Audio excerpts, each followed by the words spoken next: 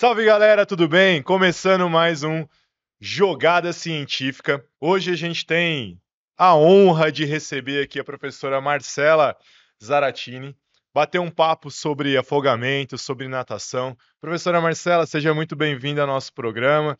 Por favor, gostaria que a senhora se apresentasse da melhor maneira possível para os nossos espectadores. Boa noite para todo mundo, muito obrigado pelo convite, né? Eu fico muito lisonjeada em fazer parte, né, do time de professores da Educação Física da FIB.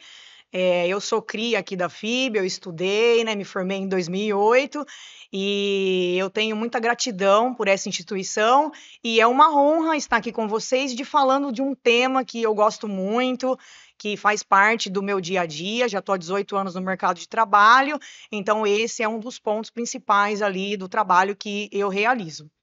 Para quem não sabe, a professora Marcela é uma das grandes referências da área de natação aqui de Bauru, dando palestra em simpósio do Encontro Encontro internacional, Internacional do Gustavo Borges, né? isso. Então, a gente tem aqui uma referência na área para bater um papo hoje com a gente, para falar um pouco sobre esse tema que eu acho que é tão pertinente aí no nosso dia a dia, apesar de a gente não viver muito no mundo aquático, Bauru vira e mexe alaga, né? Então é sempre bom a gente Sim, estar sim, sim. preparado para algumas situações, ou final de semana, férias escolares, tudo mais, para a O gente verão chegar, chegando, verão né? Já chegando, tá né? aí. Vamos começar então o nosso papo primeiro. Em relação, acho que uma das principais partes aí do mundo aquático, os afogamentos. Você tem algum dado? Como que funciona? Tem uma grande prevalência? Como que é essa parte do afogamento? Você que trabalha com isso já há algum tempo. Isso, então, o afogamento, né, ele não é muito divulgado, né, mas ele tem alguns dados que são muito alarmantes, né, então o afogamento é a segunda maior causa de mortes de criança de 1 a 4 anos, né, a cada 90 minutos um brasileiro morre afogado, então diariamente são 15 brasileiros morrendo afogados em ambientes aquáticos, né, não só na piscina, mas como em represas, lagos, rios, né? Crianças abaixo de 9 anos morrem mais em piscinas domésticas, né? Em residências. Então, assim, os homens, né? Afogam-se mais do que as mulheres, principalmente os jovens. Né? Então, aí a gente tem também algum problema relacionado com álcool, drogas, enfim. Né? Então, são dados que não são tão divulgados pela mídia, e o nosso trabalho principal é fazer essa divulgação mesmo aí e a prevenção. E a gente pode considerar o afogamento como? É um acidente? Como que a gente considera? Já que tem vários fatores que estão envoltos. Não só lugares que a gente não conhece para fazer uma natação ou até mesmo em casa. Como que é considerado então um afogamento? O afogamento, ele não é acidente, tá? Ele não acontece por acaso, ele tem prevenção. Então a gente fala que o afogamento, ele é um incidente. A gente tem que dosar, a gente tem que saber qual que é o risco daquele ambiente que eu estou inserido e qual a competência que eu tenho para estar inserido dentro daquele ambiente. Então eu consigo prever. Então ele não é acidente, ele é incidente e muitas vezes é um incidente não intencional, né? A pessoa ela não vai para a piscina, para o mar, enfim, falando eu vou morrer afogado, né? Então ele é incidente e não intencional. É, você acha que essa maior prevalência em homens pode ser porque ele acha que sabe, ele fica muito confiante na situação? Tem algum motivo no seu ponto de vista em relação a isso? Sim, os homens eles acabam superestimando, né? Principalmente quando sabe referente a alguma habilidade que ele tenha, né? Então, às vezes mesmo nesses grupinhos e festas, né? Tem muitas festas, né? De final de semana e a gente vive num país que é 75% aí de água, né? Principalmente aqui na nossa região que tem muito rio, né? E a galera vai tudo para represa, para rio, para cachoeira, e aí, ao efeito de álcool, né? E ele acaba querendo chamar atenção ou fazendo uma disputa de quem sabe ir mais longe, de quem consegue ficar mais tempo embaixo da água. Então, superestima mesmo essa capacidade que ele tem. Tá. E em relação a essa parte de sobrevivência, existe algumas cadeias, alguns protocolos que a gente utiliza? Sim, foi feito um estudo recentemente, foi publicado numa revista, né, Resuscitation, né, que são 5 elos, né, são 5 cadeias, né. O primeiro é a prevenção, que a gente fala que é a mais importante, que é 99% de toda a ação. A prevenção é igual à educação, né, isso é o trabalho que os guarda-vidas fazem, nas praias, Uhum. né, nos locais, o professor de natação, que ele é habilitado também para estar dando aquela aula, né, que todo professor precisa ter cursos, de primeiros socorros, principalmente o professor, da natação. Então, esses são os principais agentes ali que promovem essa prevenção. Aí nós temos o segundo canal, que depois que tem uma falha nessa prevenção, que é o principal, aí tem um segundo elo que a gente chama que é reconhecer uma vítima de afogamento. Então, muitas vezes, por exemplo, um adulto, ele está do lado de uma criança que está se afogando, mas esse adulto ele nem percebe, por quê? O afogamento ele é silencioso, né? Então, se a pessoa é leiga no assunto, ela não sabe ver aquela situação, ela acha que é normal. Né? Mas geralmente o afogamento ele é silencioso, agita muito o braço, a perna, não tem esse deslocamento, fica submergindo e voltando, e muitas vezes acho que é uma brincadeira. Né? Uhum. Então, eu preciso reconhecer uma vítima de afogamento. Então, essa segunda cadeia. A terceira é a primeira, de novo, voltando aqui um pouquinho na segunda, né? A segunda se eu vejo aquela vítima ali do afogamento, eu tenho que entrar em contato com uma urgência. Então, o mais indicado é o 193, que é o Corpo de Bombeiros. Então, eu já aciono e já Tá. falo que está acontecendo algum afogamento ali. Aí a terceira é eu lançar algum material flutuante que tenha perto de mim. Uma bola, uma boia, uma garrafa PET vazia de refrigerante de 2 litros, uma prancha, para que eu tire aquela pessoa de quadro de afogamento. Então, se ela segura no material flutuante, ela vai tirar a cabeça dela para fora da água. Tá? E aí ela começa a ficar um pouco mais tranquila, dependendo da situação e do nível de afogamento que se encontra. Tá? O quarto é eu retirar essa vítima. Então, se eu voltar lá para a segunda cadeia, que é eu reconhecer a vítima e eu ligar para esse apoio, que é 193, provavelmente ele já vai estar chegando. Então, esse pessoal é especialista em retirar. Eles são socorristas especializados em retirar. Eu nunca posso ir lá e tentar retirar uma vítima de afogamento. Por quê? Essa pessoa, eu posso me tornar a segunda vítima. Essa pessoa pode me pegar, ela pode me submerger também, porque ela fica totalmente desesperada querendo sair daquela situação. Então, o indicado é eu aguardar esse socorro chegar, tá? Se eu não tiver essas condições. E o último, né, que não deveria acontecer, que é o último mesmo, quando eu retiro a vítima, aí eu vou fazer esse suporte básico de vida, que são as reanimações. Mas tudo isso acontece quando aquele primeiro elo, ele não é bem feito, que é o elo da prevenção, tá? Então essas são as cadeias aí que a gente considera. Então, teoricamente, todos os outros 4 são desencadeados pela falha do primeiro. Exatamente. Se eu não tiver prevenção, os outros são acionados. Exatamente. A prevenção é 99%, os outros 0,05%. Perfeito.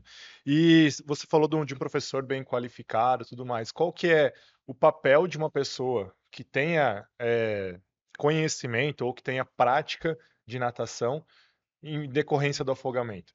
É mais fácil uma pessoa que saiba nadar se afogar ou é mais fácil uma pessoa que não sabe nadar se afogar? Legal essa pergunta. A gente tem que entender o contexto que a pessoa está inserida. A gente fala de natação, a natação é usada em piscinas, Hum. né? Então, na piscina, em aulas de natação, a gente trabalha aquelas competências aquáticas de acordo com aquele ambiente. Então, ele conhece o ambiente, ele conhece a profundidade da piscina, ele conhece o local que está os ralos de sucção, né? O bocal de sucção ali. Então, ele já detecta tudo isso. Então, ele está familiarizado e ele cria essas competências de acordo com aquele ambiente. Agora, se eu passo essa pessoa que nada para o mar, que é uma água mais turva, que tem ondas, ou no rio, que tem uma corredeira, já é outra situação. A pessoa que nada, ela está habituada com a piscina. Né? Sim. Então, o que a gente acaba trabalhando? A gente acaba trabalhando trazendo próximo essas situações, o mais próximo da realidade possível. Então, aulas, crianças que vão nadar de roupa, para sentir como que é, por exemplo, se caso acontecer um incidente de cair na piscina, não vai estar caindo com maiô, óculos. Então, essa criança nadar de roupa, sem óculos, sem a touca, para ela sentir que o corpo fica mais pesado, né, Sim. com a vestimenta, né, a gente simular também ondas, simular respingos, mas cada ambiente tem o seu risco, né? E hoje a gente tem também vários casos de atletas que acabam morrendo, sim, em mares. É subestimar essa habilidade que ele tem. Então, o que a gente tem que entender? Qual é o ambiente que eu estou inserido? Qual é o risco desse ambiente? Qual é a competência que eu tenho para ficar diante daquele risco? Tudo isso tem que ser teoricamente programado para evitar o máximo possível situações de risco, Isso. né? Em relação ao que você falou, que chamou um pouco da minha atenção, das piscinas que tem a parte de ralo, de sugador e tudo mais. É interessante sempre que alguém saiba aonde fazer o desligamento desses aparelhos. Sim, é necessário. É necessário. Independente se for em casa, tudo, o ideal é que sempre alguém saiba aonde Isso. desligar. Geralmente, as piscinas domésticas, o que acontece? Acabam terceirizando isso para o cuidador, para o piscineiro, né? Hum, Então, eu vivencio isso no meu dia a dia, né? De chegar e dar uma aula ali, né, numa casa, domicílio, e as pessoas que estão ali, as cuidadoras, não saber onde que desliga esse ralo, esse filtro, né? E isso é muito importante, né? Porque essa questão de aprisionamento de cabelos, né? Principalmente meninas que nadam com cabelo solto, acontece muito. Né? E as crianças que fazem natação, inclusive, né? Isso já é um dados, né? Elas não morrem ali por estar brincando na piscina normal ali, né? Batendo, se deslocando. Não, elas morrem com aprisionamento de cabelo. E aí as pessoas que estão em volta não conseguem fazer esse desligamento, né?